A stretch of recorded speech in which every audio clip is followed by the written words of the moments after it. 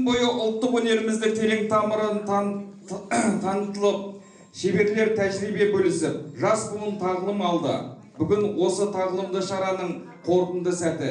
Ендеше фестивальді қорытындылау үшін сөз кезегін қолөнер Оршық Республикалық қоғамдық бірлестігінің төрайымы Кардинова Бибігүл Лаубайқызына береміз. Қошеметтеріңізді ұтпаймыздар. Рахмет.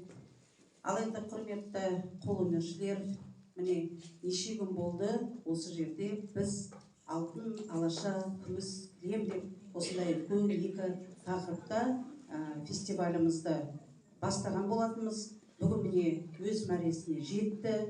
Әрине, бұл жерде біз өзіміз халықтың ішіне шығып, жана жыр болып жүрген әрбір аналар қандай рекорд көрсетсе де, қандай номинациялар болса да, ЮНЕСКО-ға кіріп жатсақ та, барлығы осы ақжаулықты аналар, сіздердің көмектеріңіз, сіздердің еңбектеріңіз, осы қолөнеріміз өлмесін, салт дәстүріміз сақталсын деп жүрген аналарға, сіздерге бүгін өз атымнан мың алғыс айтамын.